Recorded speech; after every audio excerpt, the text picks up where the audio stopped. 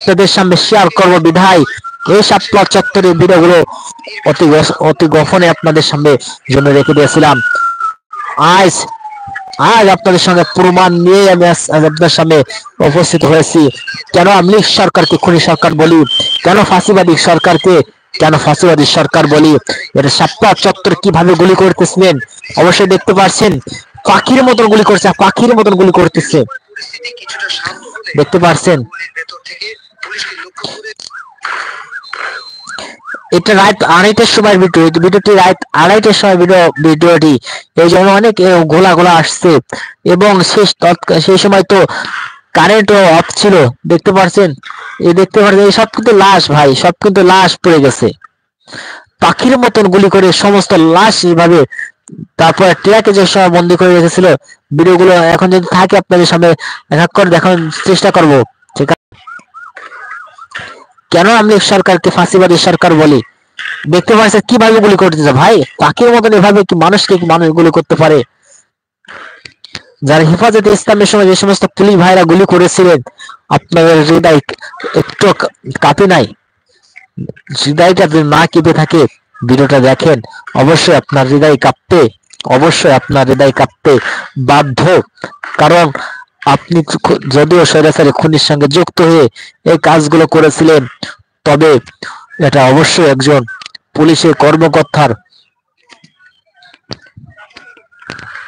দেখতে পাচ্ছেন ভাই সব কিন্তু লাশ, দেখতে পাচ্ছেন সব কিন্তু লাশ পড়ে গেছে, সব জায়গায় লাশ পড়েছে। প্রায় 10,000-এর উপর শাপলা চত্বরে মানুষ মরেছিল। ঠিক আছে, 10,000-এর উপর মানুষ মরেছিল। এটা কিন্তু কেউ আপনাদেরকে শেয়ার করবে না। এটা স্বৈরাচারী শেখ হাসিনার আমলে এটা সবচাইতে বড় রেকর্ড, মানুষের মারা রেকর্ড তিনি করেছিলেন শাপলা চত্বরে সাদা পোশাকে আলেমদেরকে খুন করে।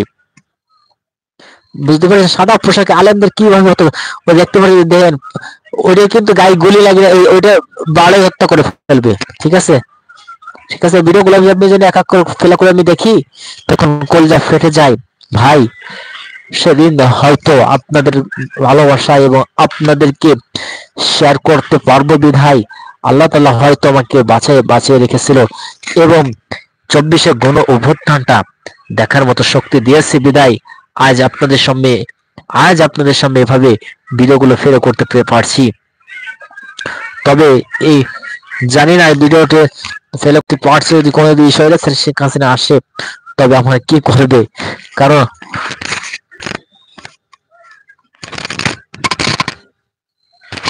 এত ভিডিও ছিল, সমস্ত ভিডিও ফুটেজ গুলো তিনারা সমস্ত সাংবাদিকদের কাছ থেকে তিনারা নিয়ে নিয়েছিল। ঠিক আছে, সমস্ত ভিডিওগুলো সমস্ত সাংবাদিকের কাছে নিয়ে নিয়েছিল, তবে তবে কিন্তু আমার কাছে নিতে পারি নাই। হয়তো আমাকে সন্দেহ করেছিল না যে আমার কাছে ভিডিওগুলো থাকতে পারে। ঠিক আছে, দেখতে সবকিছু পুলিশ, দেখতে পারে সব কিন্তু পুলিশ। আপনার কাছে আরো কিছু ভিডিও দেখানোর চেষ্টা করব, যদি ভিডিওগুলো থাকে, অনেক দিন হয়ে গেছে তো, যদি ভিডিওগুলো থাকে তাহলে দেখানোর চেষ্টা করব।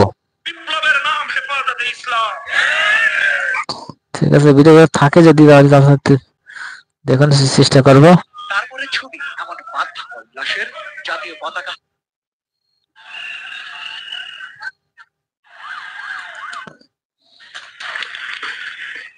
এই যে দেখতে থাকেন,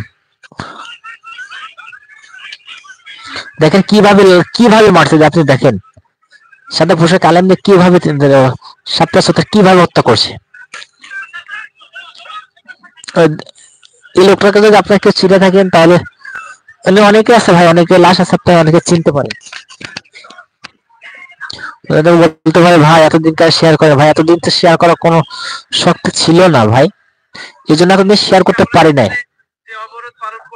এটা হলো 2004 মে মাসের 4 তারিখ 2013 সাল। ঠিক আছে, 13 দফার দাবি নিয়ে আন্দোলন করেছিল। ঠিক আছে, এটা হলো 3-4 তারিখ, বুঝতে পেরেছেন? বা এটা ছিল আসলে ইতিহাস।